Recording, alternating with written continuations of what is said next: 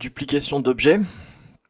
Depuis Illustrator, plusieurs manières pour pouvoir dupliquer un objet ou un groupe d'objets.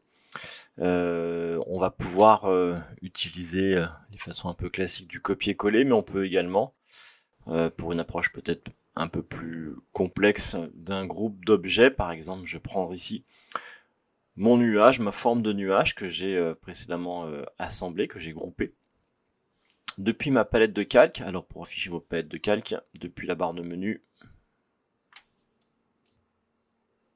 barre de menu, menu fenêtre, calque pour afficher mes calques. Ici, j'ai donc ma palette de calque où je retrouve ma sélection de mes nuages ici groupée dans mon dossier décor. Et je retrouve bien l'ensemble de ces nuages. Je peux, par un simple cliquer-glisser, sélectionner ce groupe pour le dupliquer. Et je me retrouve avec, dans ma palette de calque, deux groupes nuages que je peux ensuite venir agencer, déplacer, transformer. Ça, c'est la première façon de dupliquer un ou un groupe d'objets depuis la palette de calque. On sait également que le copier-coller depuis édition, CTRL-C ou POM-C, édition coller. Je me retrouve là aussi avec une troisième sélection dupliquée. C'est donc une façon de dupliquer rapidement et de manière optimisée un objet ou un groupe d'objets depuis cette palette de calque.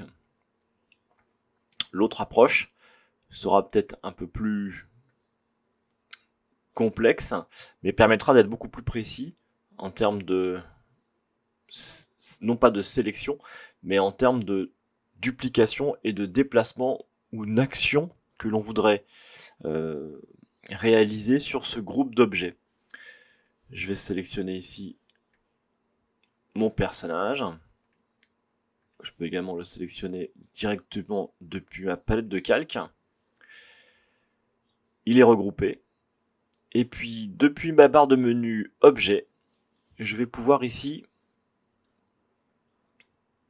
effectuer des transformations, ce qui va permettre également aussi de faire une duplication et un déplacement en même temps. Je vais imaginer un déplacement dans un premier temps. J'ai des valeurs par défaut qui ont été saisies, peut-être probablement à cause de mon dernier déplacement. Je vais mettre tout à 0. Je vais veiller à ce que le petit onglet que aperçu soit coché. Et je vais pouvoir effectuer un déplacement en indiquant des valeurs numériques sur l'axe horizontal. Je vais lui mettre une valeur de 30 afin que je m'assure qu'il soit bien dans un déplacement sur l'axe horizontal. Je vais mettre un tout petit peu plus grand. Pour pouvoir me rendre mieux compte, je peux cocher, décocher mon aperçu. Ici, j'effectue un déplacement de mon objet et j'ai la possibilité soit de valider par OK, ça effectuera ce déplacement, mais je peux aussi également demander à ce qu'il me copie cet objet en effectuant un déplacement sur l'axe horizontal de 40 mm. J'ai donc effectué là aussi une duplication d'un objet ou d'un groupe d'objets avec un déplacement sur un axe.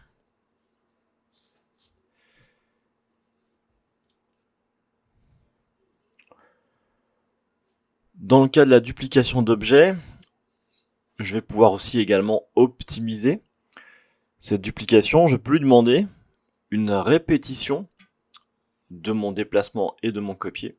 Barre de menu, objet, barre de menu, objet, transformation, répéter la transformation.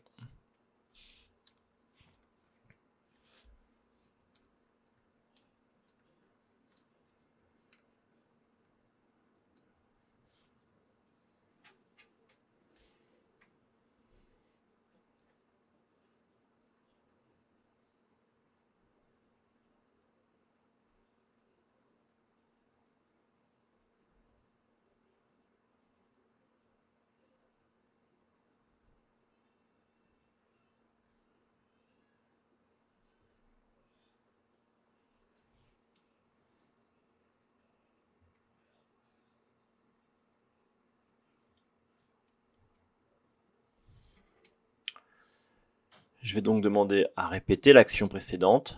Barre de menu Objet. Je sélectionne mon personnage.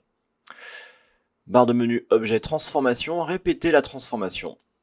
Et j'ai donc répété exactement les mêmes caractéristiques que de mon premier déplacement d'objet.